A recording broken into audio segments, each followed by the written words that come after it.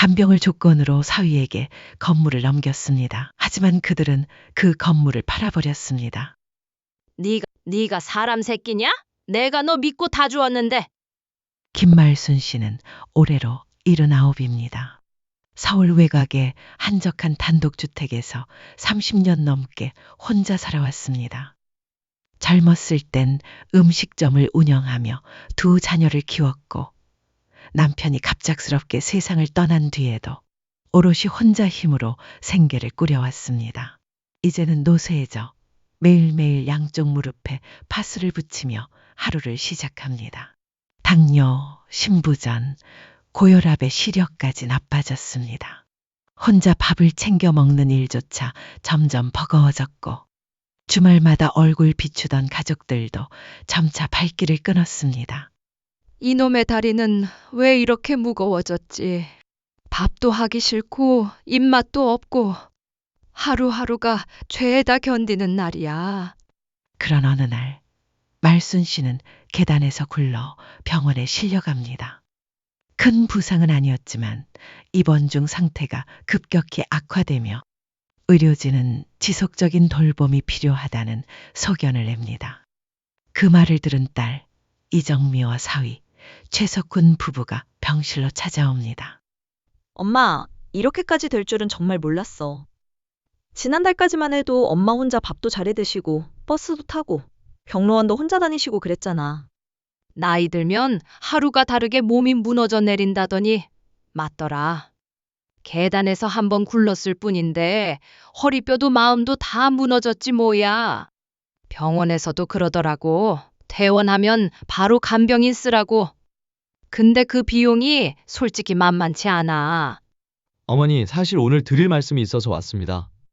어이구, 무슨 일인데 그렇게들 무거운 얼굴이냐? 나야 뭐 이제 이 병원 침대가 내 마지막 방인 것 같은 기분인데. 엄마, 그런 말 하지 마. 아직 정정하신데. 사실은 어머니께서 퇴원하셔도 저희가 간병을 계속 맡기에는 현실적으로 좀 어려운 부분이 있습니다. 그래, 그럴 줄 알았다. 내가 괜히 그랬나 싶었다. 아니요, 그런 뜻이 아닙니다. 간병을 저희가 맡는다는 전제는 그대로 유지됩니다. 다만 장기적으로 보았을 때 저희에게도 재정적인 부담이 너무 커서요. 엄마, 솔직히 말하면 우리 맞벌이에 애도 키우고 있잖아. 석훈 오빠도 회사 일이 많고 나도 엄마한테 죄송한 건 알아. 그런데 엄마도 알잖아. 그 집 이제 관리 힘드시잖아. 가스레인지도 고장나고 누수도 생기고 그래. 그러니까 결국 내 짐을 너희가 떠맡기 싫다는 거지. 아니요, 정말 그런 뜻이 아닙니다. 오히려 어머니를 더 편하게 모실 수 있도록 저희가 집을 마련하려고 생각 중입니다. 근데 그 과정에서 어머니, 그 신도시 건물 있지 않습니까? 그게 왜? 혹시 정식으로 명의만 제 앞으로 바꿔주시면 어머니를 더 나은 환경에서 모실 수 있을 것 같습니다. 그 건물 저희가 활용할 수 있다면 모시는 데 필요한 시설도 갖추고 장모님 간병도 직접 책임지면서 정말 평생 편하게 모실 수 있습니다. 엄마, 우리 그 건물 팔 생각도 없어. 어떻게든 지키면서 엄마 보살피려고 하는 거야. 다만 명의가 오빠 앞으로 있으면 담보도 잡을 수 있고 병원비나 간병비도 좀 더 유동적으로 준비할 수 있어서. 결국 돈 문제로 날 보는 거냐? 절대 그런 뜻 아닙니다, 어머니. 제가 감히 말씀드리자면 정말 믿고 맡겨주신다면 진심으로 어머니를 제 어머니처럼 모시겠습니다. 엄마, 솔직히 나도 매일 병원 왔다 갔다 하는 거 너무 힘들어. 하지만 힘들다고 이기적으로 굴고 싶진 않아. 그래서 이렇게 말 꺼내는 것도 얼마나 고민했는지 몰라. 그 건물 말이지. 내 아버지가 돌아가시기 전 내게 남긴 유산 같은 거야. 거기 새들어 살던 사람들도 다 나랑 정들었던 사람들이다. 그래도 네가 그렇게까지 말한다면 어머니 뜻만 허락하신다면 공증도 바로 하고 간병 계약도 공식화해서 문서로 다 남기겠습니다. 이건 가족이지만 책임을 공식적으로 지고 간다는 의미입니다. 그래 알았다. 사위가 아들보다 낫다더니 너희 말 믿어본다. 내 평생 모은 전 재산 너희한테 준다. 엄마, 고마워. 엄마 정말 고마워. 절대 후회하게 안 할게. 정말 잘 모시겠습니다, 어머니. 그렇게 말순 씨는 서울 신도시 중심 상권에 있는 3층짜리 건물의 명의를 사위 최석훈 씨에게 넘기기로 합니다. 과거 음식점을 운영해본 돈과 남편이 생전에 사둔 땅으로 지은 건물.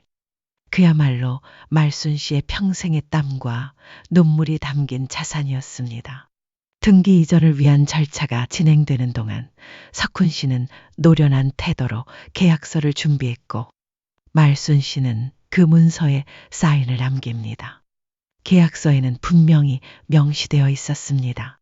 본 건물의 증여는 간병을 전제로 한 증여로서 향후 수증자 최석훈은 김말순 씨의 간병 및 동거를 책임지며 이를 위반 시 증여는 취소될 수 있음. 이젠 진짜 너희밖에 없다. 늙고 병든 이 몸 너희들한테 맡긴다. 믿어주셔서 감사합니다, 어머님. 정말 후회 없도록 모시겠습니다. 그날 병실을 나서며 말순 씨는 창밖을 바라봤습니다. 창문 너머로 보이는 회색 하늘.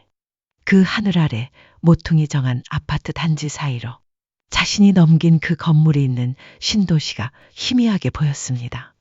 이젠 저 건물도 내 건 아니구나. 그래도 가족이니 믿어야지. 내 딸이니까, 내 사위니까. 그러나 김말순 씨는 아직 모릅니다. 그 믿음이 얼마나 허망하게 무너질지, 그 약속이 얼마나 가볍게 배신당할지를, 병상에서 맺은 그 계약이 그녀의 인생을 어디로 데려갈지를 말입니다. 등기 이전이 끝난 다음 날, 김말순 씨는 50년을 살아온 집에서 나와 딸 부부가 사는 아파트로 이사를 갑니다. 서울 외곽이긴 해도 신도시라 교통은 편했고 새 아파트는 깔끔하고 조용했습니다. 짐이라고는 작은 여행, 가방 하나, 약봉지와 몇 벌의 옷, 그리고 오래된 사진첩 한 권뿐이었습니다. 짐도 없구나. 내가 가진 게 참 없네. 그 많던 그릇, 냄비, 장롱 다 두고 나왔네. 이사짐 트럭도 필요 없었습니다. 석훈 씨가 짐은 우리가 와서 실어 가겠다고 했고 말순 씨는 그 말을 그대로 믿었습니다. 딸 정민은 그런 엄마를 보며 죄책감에 눈을 피했습니다. 하지만 그 감정은 오래가지 않았습니다. 장모님, 그리고요. 요즘 저희 둘 다 맞벌이 하느라 정말 정신이 없습니다. 낮에는 정미도 회사 가야 하고 저도 외근이 많아서 집에 있는 시간이 거의 없거든요. 게다가 애까지 학원 보내야 해서 정말 하루가 어떻게 가는지도 모르겠습니다. 그래서 돌봄 서비스를 쓰면 어떨까 싶습니다. 요즘은 국가 지원도 많이 나와서 부담도 적고 간병인 분들도 전문적으로 교육받으신 분들이에요. 뭐라고? 너 며칠 전까진 평생 모신다고 약속했잖냐? 내가 그 말 믿고 내 손에 피땀으로 지은 건물까지 다 넘긴 거잖아. 이 입으로 평생 모시겠다고 했던 거 나 아직 생생하게 기억한다. 예, 그 약속 절대 가볍게 여긴 건 아닙니다. 그렇지만요, 장모님도 아시잖아요. 요즘 세상은 다 시스템으로 움직이는 거예요. 직접 모시는 것도 좋지만 간병 전문가에게 맡기는 게 훨씬 더 효율적이고 어머니 건강에도 좋은 방향입니다. 장모님을 홀로 두겠다는 게 아닙니다. 간병인 선생님이 기본 케어를 도와주시면 저희는 더 자주, 더 편한 마음으로 어머니와 시간을 보낼 수 있어요. 엄마, 나도 너무 죄책감 들어. 엄마한테 미안하고 속상하고 그래. 근데 솔직히 요즘 회사 일도 너무 힘들고 애는 애대로 챙겨야 하고 엄마까지 제대로 챙긴다는 게 맘처럼 안 돼. 그래도 하루 한 끼 정도는 같이 밥 먹자고 했었잖아. 가족이랑 밥 한번 먹어보려고 따라온 건데. 당연하죠, 어머니. 주말마다 꼭 식사 같이 하고 평일에도 시간 나는 대로 찾아뵐게요. 오히려 돌봄 서비스가 있으니까 저희가 더 여유 있게 어머니한테 집중할 수 있을 겁니다. 엄마, 미안해. 진짜 미안해. 이게 엄마를 버리려는 게 아니라 우리가 지금 가진 여건에서 엄마한테 해줄 수 있는 최선의 방법을 찾는 거야. 엄마가 혼자 고생하시게 놔두는 거 아니야. 우리가 매일매일 잊지 않고 꼭 지킬게. 너희들 사정 모르는 건 아니다. 그렇다고 해도 마음이 이렇게 헛한 걸 어쩌겠냐. 사람이 사람을 돌봐야지. 돈 주고 부르는 사람 손에 맡기는 게 어쩌다 당연한 세상이 됐을까? 아닙니다, 어머니. 어머니 마음 소홀히 하지 않겠습니다. 절대 외롭게 만들지 않을게요, 엄마. 미안해. 정말 미안해. 우리도 우리 나름대로 최선을 다하는 거니까. 조금만, 정말 조금만 이해해줘. 김말순 씨는 그날 처음으로 느꼈습니다. 함께 산다는 말과 책임진다는 말 사이에 깊고 서늘한 거리가 존재한다는 것을. 딸 부부의 미안한 눈빛조차 자신을 향한 사랑이라기보단 어쩔 수 없는 선택이라는 체념처럼 느껴졌습니다. 그녀는 고개를 끄덕였지만 그 작은 움직임 속엔 서글픈 체념이 가득 담겨 있었습니다. 새 아파트, 갓 지은 신축 단지의 반듯한 복도 끝에 있는 집. 김말순 씨는 딸 이정미, 사위 최석훈 부부와 함께 그곳으로 이사를 온 지 한 달이 지났습니다. 처음에는 모든 것이 새로웠습니다. 환한 조명, 깨끗한 주방, 넓은 거실. 딸 부부는 친절했고 말순 씨는 다행이라 생각했습니다. 하지만 그것도 잠시였습니다. 요양보호사가 아침마다 집에 와서 말순 씨를 돌봤습니다. 아침 식사 준비, 약 챙겨드리기, 간단한 산책 보조, 하루 4시간 계약된 서비스였습니다. 처음에는 그것도 다행이라 생각했습니다. 부담을 느끼지 않고 가족과 함께 살 수 있다는 사실만으로도. 하지만 시간이 지나면서 조금씩 균열이 생기기 시작했습니다. 어느 날 아침 요양보호사 박 씨가 현관문을 열고 들어왔습니다. 할머니, 오늘은 기분 좀 어떠세요? 괜찮아. 늘 똑같지 뭐. 거실에는 희미한 스탠드 조명 하나만이 켜져 있었습니다. 커튼은 바깥 소리를 차단하듯 단단히 닫혀 있었고 공기는 묘하게 무거웠습니다. 박 씨는 말순 씨를 부축해 거실로 모시고 아침 약을 챙겨드렸습니다. 그런데 그때 부엌 쪽에서 사위와 딸의 목소리가 들려왔습니다. 최석훈은 소파에 기대앉아 무거운 표정으로 커피를 한 모금 마셨습니다. 이정민은 조심스레 주방 쪽을 훑어본 뒤 남편 옆에 살며시 앉았습니다. 이제 건물 명의도 넘어왔어. 다음은 엄마를 어떻게 정리할지야. 맞아. 여기 계속 같이 살기는 무리지. 요양원 쪽으로 밀어붙여야지. 둘 사이에는 오랜 침묵이 흘렀습니다. 커튼 밖 어둠은 더욱 짙어지고 시계 초침 소리마저 또렷하게 들렸습니다. 이정민은 다소 망설이는 듯 주먹을 가볍게 쥐었다 폈다를 반복했습니다. 엄마가 눈치채고 거부하면 어떡해. 그녀의 목소리에는 분명한 불안이 깃들어 있었습니다. 그래도 어느 한 구석에는 아직까지 딸로서의 양심이 남아있는 듯 했습니다. 그러나 최석훈은 단호했습니다. 그는 코웃음을 흘리며 고개를 저었습니다. 그러니까 지금부터 슬슬 준비하는 거야. 요양보호사 계속 붙여서 거리 두고 점점 불편함 느끼게 해야 해. 그의 음성은 차갑고 치밀했습니다. 이미 머릿속에는 수순이 다 그려져 있는 듯 했습니다.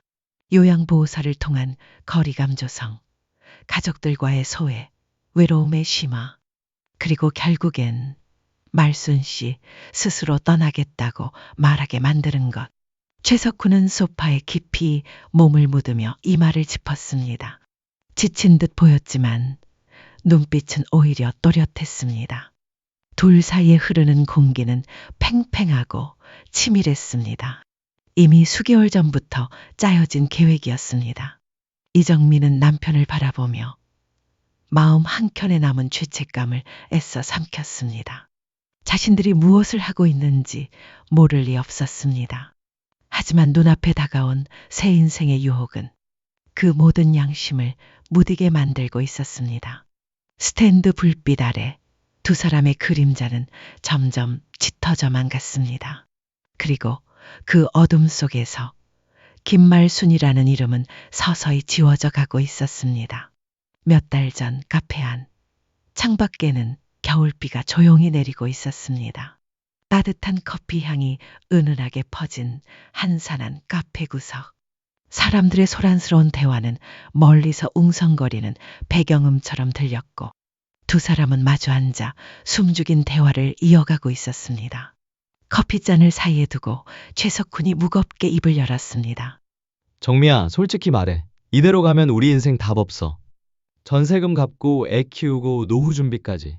월급으로는 택도 없어. 그의 말에는 진심이 담겨 있었습니다. 그리고 그 진심은 동시에 잔인했습니다. 이정민은 커피잔을 손으로 감싸쥔 채 긴 한숨을 내쉬었습니다. 나도 알아. 그래서 더 답답한 거야. 엄마 건물. 그거만 있으면 우리 인생 다시 시작할 수 있는데. 그녀의 목소리에는 지친 한숨과 간절한 소망이 섞여 있었습니다.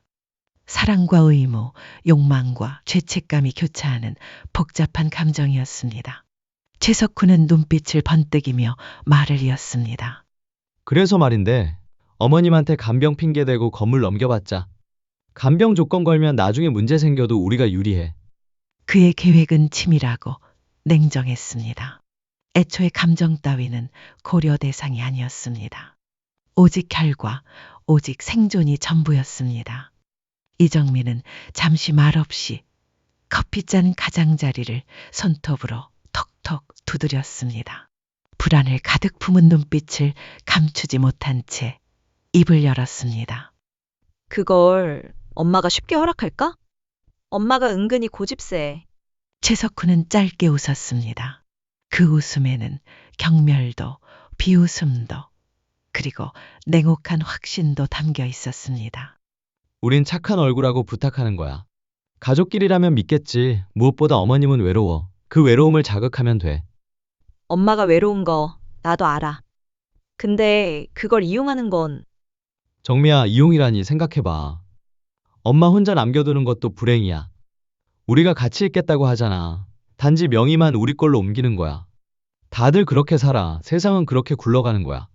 이정민은 고개를 숙였습니다. 말은 맞았습니다. 하지만 가슴 깊은 곳에서는 알 수 없는 거센 저항이 꿈틀거리고 있었습니다. 처음엔 간병 얘기만 꺼내. 엄마 상태가 걱정된다고 슬슬 감정 자극하고 지쳐 보이는 모습 연출하고. 그 다음은 명예 얘기를 꺼내. 직접 말하기 어렵다면 변호사 친구 불러서 자연스럽게 넘어가게 만들어. 법적 안정성 어쩌고 하면서. 이정민은 입술을 꾹 깨물었습니다. 모든 것이 너무 빠르게 그리고 너무 잔인하게 흘러가고 있었습니다. 엄마가 알아차리면 어떡해. 못 알아차려. 알아차려도 소용없어. 외로움은 사람을 무너뜨려. 결국 어머니는 우리밖에 없는 줄 알게 될 거야. 긴 대화 끝에 이정민은 무겁게 고개를 끄덕였습니다. 좋아. 이번 한 번만. 엄마 위해서라도 우리 위해서라도. 최석훈은 만족스럽게 미소 지었습니다. 그리고 조용히, 아주 조용히 최석훈은 커피잔을 들어 건배하듯 이정미 쪽으로 내밀었습니다. 우리 인생 다시 시작하자. 잔은 부딪히지 않았습니다. 하지만 공기 속에는 묵직한 약속이 맴돌았습니다. 그리고 그날 두 사람은 돌아올 수 없는 강을 건넜습니다. 말순 씨는 마음속에 쓴 웃음을 삼켰습니다. 사랑으로 믿었던 딸과 사위가 자신을 이렇게까지 내몰 줄은 꿈에도 몰랐습니다. 박 씨는 놀란 눈으로 말순 씨를 바라보았지만 말순 씨는 조용히 손가락을 입술에 가져가 조용히 하라는 신호를 보냈습니다. 그들의 대화가 끝나고 발소리가 멀어지자 말순 씨와 박 씨는 조심스럽게 방 안으로 들어갔습니다. 박 씨, 다 들었지? 네, 어머님. 다 들었어요. 일단은 모른 척 하죠. 섣불리 움직였다가 더 큰 화를 부를지도 몰라요. 어머님, 필요하시면 언제든 말씀하세요. 전 어머님 편이에요. 절대 혼자 두지 않을게요. 그날 밤 말순 씨는 마음속 깊은 곳에 작은 불씨를 지폈습니다. 이제부터는 무조건 참고만 있는 것이 아니라 기회를 엿보겠다고, 그리고 반드시 자신을 이용하고 버리려는 이들 앞에서 꺾이지 않겠다고 다짐했습니다. 김말순 씨는 점점 대접을 받지 못했습니다. 딸 이정민은 바쁘다는 핑계로 집에 들어오지도 않았고 사위 최석훈은 냉소적인 말만 반복했습니다. 하루하루가 견디기 힘든 외로움과 무시 속에서 지나갔습니다. 처음엔 작은 것부터 달라졌습니다. 함께 먹던 식사가 끼니마다 따로따로 바뀌었습니다. 식탁 위에는 늘 말순 씨의 목만 외롭게 놓여 있었습니다. 늦은 밤 혼자 남은 거실에서 들려오는 냉장고 소리만이 그녀의 유일한 친구였습니다. 그러던 어느 날 밤 최석훈은 서류 뭉치를 들고 거실로 들어왔습니다. 그의 얼굴에는 웃음기 하나 없었습니다. 장모님, 약값이 너무 많이 나와요. 혹시 남은 보험 같은 거 없어요? 그의 말은 칼날처럼 차갑고 날카롭게 꽂혔습니다. 보험금 이야기, 돈 이야기, 이제는 노골적이었습니다. 김말순 씨는 천천히 눈을 감았다가 떴습니다. 가슴속 깊은 곳에서 무언가가 끓어올랐지만 꾹 참았습니다. 내가 준 건물만 해도 너희한텐 큰 재산인데 또 뭘 더 팔라는 거니? 말순 씨의 목소리는 쓸쓸했습니다. 그러나 그 쓸쓸함조차 그들에게는 아무 의미가 없었습니다. 이정민은 옆자리에 앉아 있었지만 한마디도 하지 않았습니다. 그저 핸드폰 화면만 바라보고 있었습니다. 장모님, 세상이 어떤 줄 아세요? 가만히 있으면 손해보는 거예요. 우리도 애 키우고 살려면 계산해야죠. 혹시 가입하셨던 보험증권 있으면 주세요. 확인해 볼게요. 다 정리했어. 더 이상 줄 것도 팔 것도 없어. 장모님은 참 준비성이 부족하시네. 세상 물정 너무 모르신다니까. 그의 뻔뻔함에 말순 씨는 차가운 미소를 지었습니다. 이제 더 이상 기대하지 않았습니다. 기대가 없으면 상처도 없다는 걸 그녀는 깨달았습니다. 그러나 그녀는 알고 있었습니다. 언젠가 아주 가까운 미래에 모든 것을 뒤엎을 순간이 찾아올 것이라는 것을. 그녀의 작은 손은 무릎 위에서 여전히 가늘게 떨리고 있었지만 그 떨림은 두려움이 아니라 다짐이었습니다. 시간이 지날수록 말순 씨에 대한 부부의 태도는 더욱 냉정해졌습니다. 처음엔 함께 살아드리겠다던 따뜻한 약속이 이제는 짐이라는 인식으로 변해가고 있었습니다. 어머님, 드릴 말씀이 있어요. 무슨 말이냐? 방을 좀 비워주셔야 할 것 같습니다. 내가 어디로 가란 말이냐? 엄마, 근처에 요양원이 있는데 정말 좋아. 국가 지원도 되고 의료진도 잘 돼 있어. 엄마 몸도 더 편하고. 그들의 제안은 선택이 아닌 통보였습니다. 이미 요양원 상담도 입소 절차도 알아본 상태였습니다. 그들은 김말순 씨의 의사는 고려하지 않았습니다. 오직 자신들의 편의만을 생각했습니다. 요양원이라니 나를 이렇게 쫓아내는 거냐? 어머니, 우리도 사정이 있어요. 애 키우고 일하고 집도 좁고 서로 힘들지 않게 정리합시다. 엄마, 솔직히 말해서 이제 우리도 지쳤어. 집에 엄마까지 있으니까 숨이 막힌다고. 내가 사람 새끼냐? 내가 너 믿고 다 주었는데? 믿음은 돈 앞에선 아무 소용 없어요, 어머니. 세상 그렇게 감정으로 사는 거 아니에요. 엄마, 이제 짐이라는 거 인정해.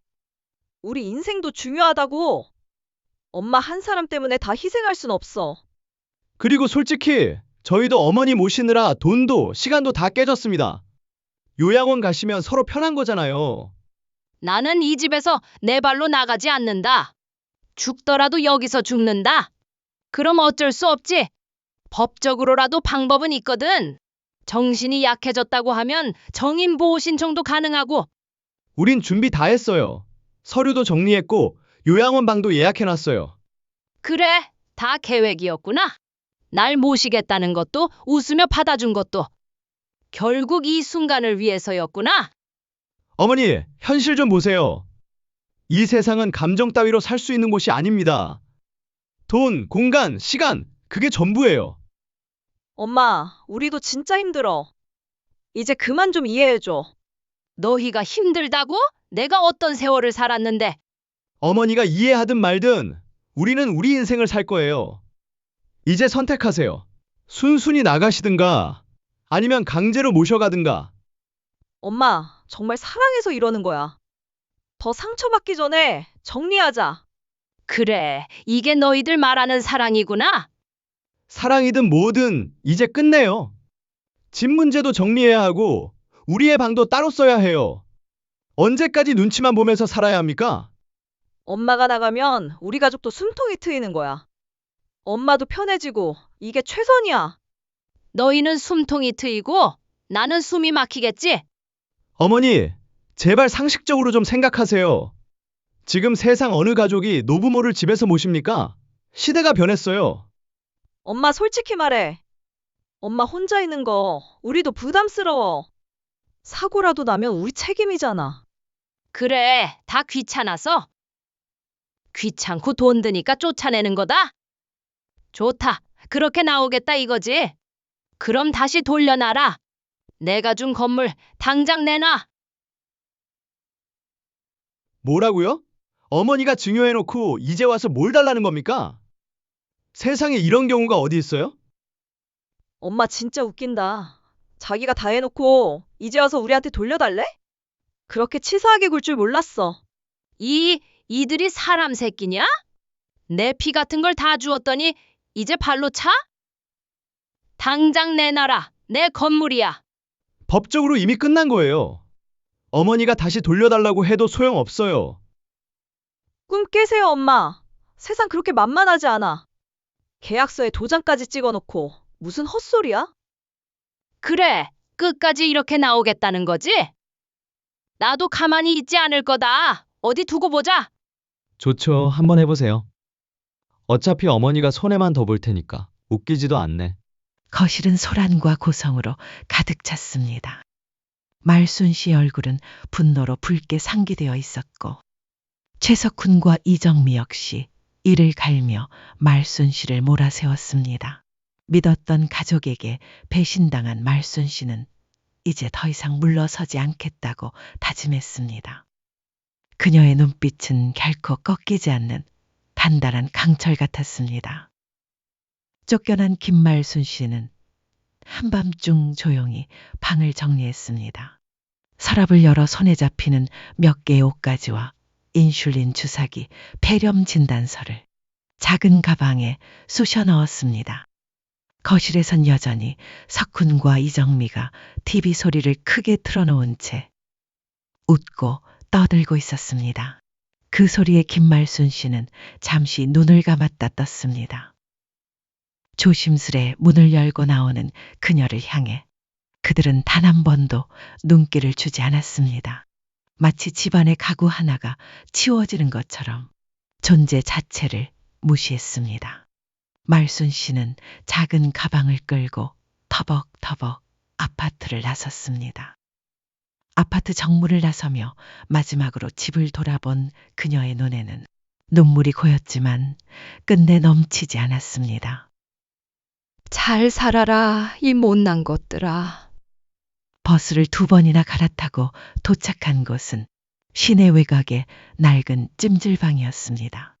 24시간 운영이라는 불빛 하나만이 그녀에게 마지막 남은 온기처럼 느껴졌습니다.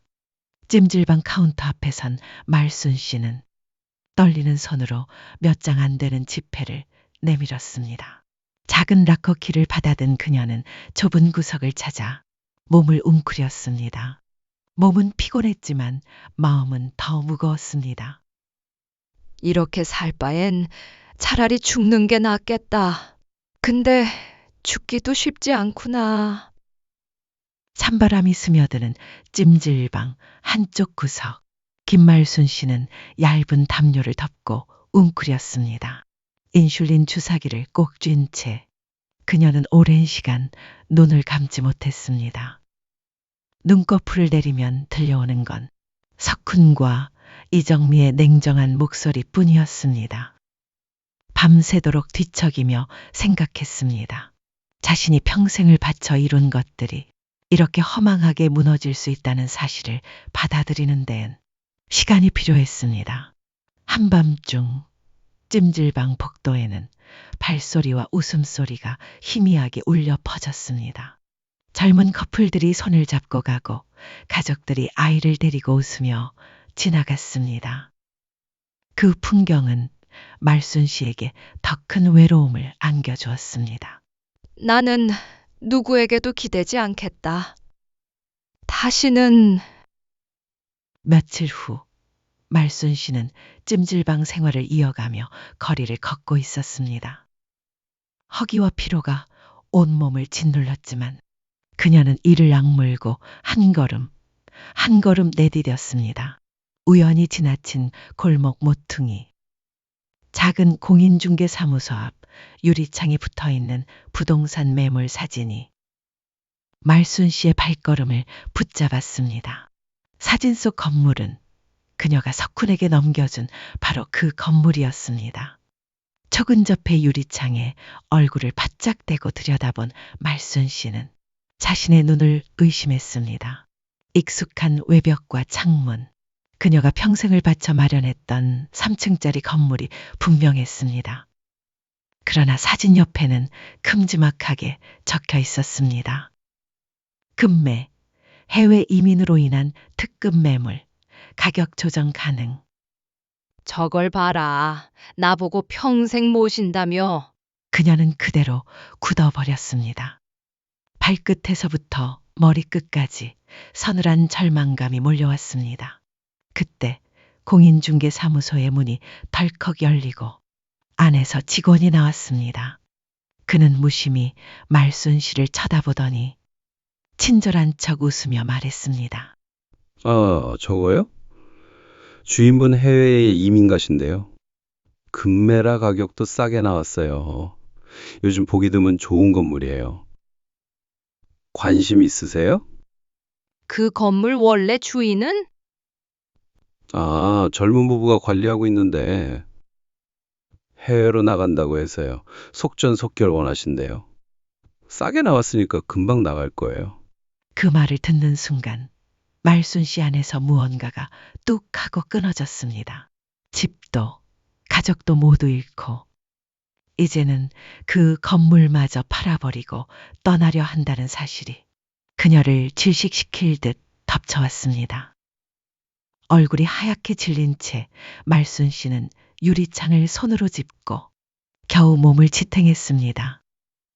주변 사람들은 지나가며 힐끔힐끔 쳐다봤지만 그녀는 아랑곳하지 않았습니다. 너희가 결국 나를 이렇게 짓밟는구나. 그녀는 천천히 몸을 돌려 다시 거리를 걷기 시작했습니다. 발걸음은 무겁고 느렸지만 눈빛은 서서히 싸늘하게 변해갔습니다. 이제 더 이상 참지 않기로 했습니다. 이제부터는 그녀의 반격이 시작될 차례였습니다. 공인중개사무소 앞에서 자신이 넘긴 건물이 금매로 나와 있는 걸 목격한 김말순 씨는 더 이상 앙설리지 않기로 결심했습니다. 외로움과 분노 그리고 배신감이 가슴 깊이 응어리져 터질 것 같았지만 그녀는 이를 악물고 한 걸음 움직였습니다. 며칠 동안 찜질방과 거리, 도서관을 오가며 정보를 모은 끝에 결국 그녀는 무료 법률 상담소의 문을 두드렸습니다. 어서 오세요. 무엇을 도와드릴까요? 이게 내 사위한테 건물을 넘긴 계약서입니다. 근데 조건이 있었어요. 나를 평생 간병하고 모시는 조건이었는데 지금은 나를 쫓아냈어요. 김말순 씨는 손끝이 떨리는 걸 애써 감추며 증여 계약서를 꺼내어 변호사에게 내밀었습니다. 변호사는 꼼꼼히 서류를 들여다보다가 한 대목에서 눈썹을 살짝 치켜 세웠습니다. 여기 보시면 증여의 조건으로 수증자는 증여자를 평생 간병하고 부양할 의무를 진다고 명시되어 있습니다. 이 조건은 법적 효력을 가집니다. 그럼 다시 돌려받을 수 있습니까? 충분히 가능합니다. 이건 부당한 계약 해지이며 명백한 성실 의무 위반에 해당합니다. 조건을 이행하지 않은 이상 증여는 취소가 가능합니다. 말순 씨는 눈시울이 뜨거워졌지만 꼭 참았습니다. 그녀는 고개를 깊이 숙이며 작은 목소리로 말했습니다. 도와주세요. 저 다시 찾고 싶습니다. 걱정 마세요. 저희가 도와드리겠습니다. 정당한 권리를 반드시 찾아드리겠습니다. 그날 이후 말순 씨는 변호사와 함께 본격적으로 소송을 준비하기 시작했습니다. 건물의 증여 경위, 석훈과 정미의 행태, 간병 조건 위반에 대한 자료를 모으기 위해 그녀는 매일 발이 부르트도록 뛰어다녔습니다. 하루는 찜질방 구석방에서 또 하루는 도서관 열람실에서 밤을 새우며 서류를 정리했습니다. 폐렴으로 약해진 몸이었지만 그녀의 눈빛은 날이 갈수록 강해졌습니다. 김말순 씨가 소송을 준비하고 있다는 사실은 곧 석훈과 이정미에게도 전해졌습니다. 예상보다 심각한 상황에 놀란 두 사람은 부랴부랴 말순 씨를 찾아왔습니다. 찜질방 근처 허름한 카페. 말순 씨는 그들을 무표정하게 바라보고 있었습니다. 어머니, 지금 무슨 짓을 하시는 겁니까? 가족끼리 이럴 수 있어요? 소송까지 벌이겠다고요? 엄마 정말 너무해. 우리 체면은 생각 안 해? 이렇게까지 할 거야? 체면? 나를 길바닥에 내쫓을 때는 체면 생각 안 했지? 우리가 언제 내쫓았어요? 어머니가 스스로 나가신 거잖아요. 저희는 그냥 편하게 모시려고 했던 거고. 엄마도 엄마야. 맨날 우리 탓만 해. 엄마가 고집 부리니까 이렇게 된 거잖아. 내가 고집? 내가 무슨 고집을 부렸다고? 너희가 사람 새끼냐? 내가 믿고 다 주었더니 이렇게 짓밟아? 어머니가 그렇게 생각하든 말든 우리도 더 이상 물러설 데 없어요. 엄마, 그 계약이 뭐가 그렇게 중요해요? 가족끼리 주고받은 걸로 소송을 하겠다는 거야? 그렇게 미웠어? 서로의 감정은 걷잡을 수 없이 폭발했습니다. 얼굴이 붉어지고 말끝마다 분노가 실렸습니다. 그러나 한바탕 소란 끝에 두 사람은 초조하게 태도를 바꿨습니다. 어머니, 저희가 잘못했어요. 정말 죄송합니다. 그땐 저희도 정신이 없어서. 엄마, 우리 다시 시작할 수 있을까? 제발 소송까진 가지 말자. 우리도 반성하고 있어. 이제 와서 무슨 소용이냐? 너희가 나를 어떻게 대했는지 나는 잊지 않았다. 어머니 한 번만 기회를 주세요. 집도 다시 정리하고 어머니 모시겠습니다. 진심입니다. 엄마, 나 엄마 딸이잖아. 엄마 힘들게 하려던 거 아니었어. 진심이야, 진심. 너희가 진심이었다면 내가 찜질방 바닥에서 자고 있지는 않았겠지? 어머니 소송하면 우리 다 망가져요. 제발 생각 좀 해주세요. 엄마가 소송하면 우리 가족은 끝이야. 다시는 안 볼 사이가 될 수도 있어. 그 가족 이미 끝났다. 내가 끝낸 게 아니다. 너희가 끝낸 거다. 잠시 말순 씨는 조용히 그들을 바라보았습니다. 가슴 깊은 곳에서는 다시는 믿지 않겠다는 냉정한 다짐이 불타올랐지만 동시에 어쩔 수 없이 피부치라는 생각이 스쳤습니다. 그래도 한때는 품에 안고 키웠던 딸, 믿고자 애썼던 사위, 그렇게 모든 것을 걸고 의지했던 존재들. 그 기억들이 그녀의 단단한 마음을 아주 조금 흔들었습니다. 그래, 그래도 내 자식인데 너희를 완전히 망가뜨릴 순 없지. 소송은 하지 않겠다. 하지만 건물은 돌려놔라. 그거 하나만은 포기 못한다. 건물을요? 그건 좀, 엄마, 그건 너무해. 그거 우리 인생이랑 걸린 문제야. 우리가 그거 없으면 어떻게 살아가라고요? 건물까지 뺏어가면 우린 끝인데. 끝내고 싶지 않으면 조용히 돌려놔라. 그게 아니면 나도 마음을 바꿀 수밖에 없다. 네, 어머니. 그렇게 하겠습니다. 고마워, 엄마. 정말 고마워. 그런데 왜 건물까지 뺏어야 하는 겁니까? 우리가 얼마나 고생했는데. 엄마, 진짜 너무해요. 우리가 엄마 모시느라 얼마나 힘들었는데. 그걸 이렇게 돌려줘서야. 우린 진짜 최선을 다했어요. 그런데 결국은 건물 때문이군요. 너희 눈엔 돈밖에 안 보였잖아. 처음부터. 엄마가 우리 인생 망치려는 거야? 우리가 여기까지 온 게 누굴 위해서인데. 어머니가 이렇게까지 나오실 줄 몰랐어요. 가족이 뭔데 결국 우리만 나쁜 놈 되는 거네요? 가족? 가족이라면 나를 버리고 나를 돈으로만 보지는 않았겠지? 카페 안은 숨막힐 듯한 긴장감으로 가득 찼습니다. 하지만 말순 씨는 흔들리지 않았습니다. 그녀는 끝까지 자신의 권리를 지켜내기로, 그리고 이제는 더 이상 속지 않기로 결심했습니다. 김말순 씨와의 갈등이 끝난 뒤 정미와 석훈 부부는 처참한 현실 앞에 무릎 꿇게 되었습니다. 해외 이민을 준비하며 이미 수천만 원의 빚을 진 두 사람은 건물 매각을 통해 부채를 정리하고 새로운 인생을 시작하려던 계획이 산산이 부서졌습니다. 건물을 잃고 나자 계획했던 모든 것은 물거품이 되었고 빚독촉은 하루가 멀다 하고 이어졌습니다. 좁은 전셋집에 몸을 구겨 넣은 부부는 날마다 서로를 향해 비난을 퍼부었습니다. 아, 네가 끼어들어서 이런 사단 난 거야. 그때 내가 그냥 가만히 두자고 했을 때 그냥 있었어야 했다고. 뭐라고? 누가 먼저 엄마한테 명의 넘기자고 했는데? 당신이 다 부추겼잖아. 그래놓고 지금 와서 다 내 탓이야? 너도 좋다고 고개 끄덕였잖아. 이민 가서 잘 살 거라고 신나서 짐 쌌던 것도 너였어. 그땐 다 잘 될 줄 알았지. 건물, 금매라도 해서 헐값이라도 손에 쥐고 가는 건데. 엄마가 다시 가져가면서 모든 게 끝났잖아. 그래서? 그래서 이제 와서 다 내 탓이라고? 너도 똑같이 욕심 부렸어. 똑같아. 당신이랑은 못 살겠어. 매일매일 후회만 하게 만들어. 당신 같은 인간 믿은 내가 미쳤지? 그래, 이제 알았냐? 너도 나도 다 똑같아. 욕심 부리고 남 탓이나 하는 한심한 인간들이지. 그들의 싸움은 새벽까지 이어졌습니다. 벽을 넘어 들려오는 고성과 울음소리에 이웃들도 한숨을 쉬었습니다.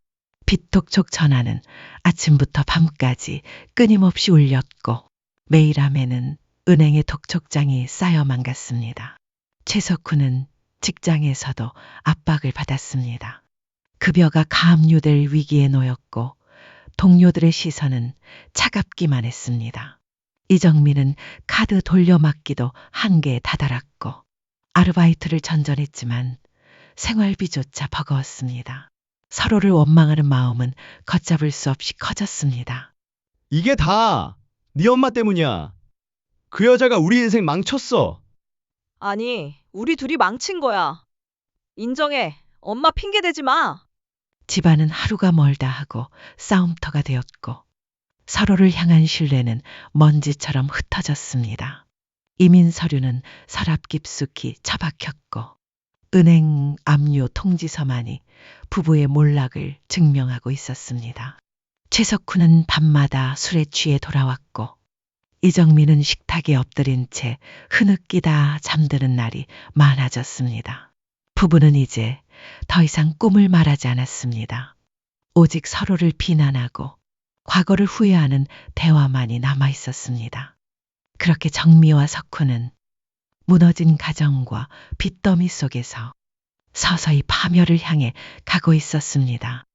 건물을 되찾은 김말순 씨는 더 이상 자식에게 기대지 않기로 마음먹었습니다. 수십 년을 가족이라는 이름 아래 헌신하며 살아왔지만 돌아온 것은 배신과 상처뿐이었습니다. 그녀는 더 이상 자신의 남은 생을 눈치와 후회로 채우지 않기로 결심했습니다. 차가운 겨울 아침, 김말순 씨는 조용히 혼자 일어났습니다. 따뜻한 햇살이 거실 창을 비추고 있었습니다. 이젠 그녀만의 집이었습니다. 아무도 눈치를 줄 사람도 고성을 지를 사람도 없었습니다. 가끔은 외로움이 스며들었지만 그조차도 견딜 수 있었습니다. 왜냐하면 이제는 누구의 기대에도 휘둘리지 않는 스스로의 삶을 살아가는 자신이 있었기 때문입니다. 그녀는 매일 아침 집 근처 공원을 걸었습니다. 차가운 바람 속에서도 당당하게 고개를 들고 걸었습니다. 마주치는 이웃들과 가볍게 인사를 나누고 매일 같은 시간에 만나는 노인들과 차 한 잔을 나누기도 했습니다.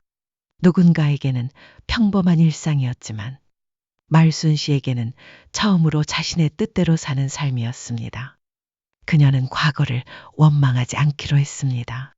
상처는 남았지만 그것이 자신을 더욱 강하게 만들었음을 알았습니다. 혼자였지만 더 이상 두렵지 않았습니다. 나는 실패한 게 아니다. 나는 나를 지켜낸 거다. 그렇게 김말순 씨는 다시 혼자지만 당당하게 살아가기 시작했습니다. 김말순 씨의 이야기는 여기까지입니다. 가족을 믿고 전 재산을 넘겼지만 돌아온 건 외면과 배신뿐이었죠. 하지만 그녀는 포기하지 않았고 끝내 자신의 권리를 되찾았습니다. 자식에게 모든 걸 내어주고 홀로 남겨진 어르신들의 이야기는 우리 주변에서도 종종 들려옵니다. 여러분은 말순 씨의 대처 어떻게 보셨나요? 속이 시원하셨다면 댓글로 공감의 한마디 남겨주시고 혹시 더 나은 방법이 있었다면 여러분의 지혜로운 의견도 들려주세요.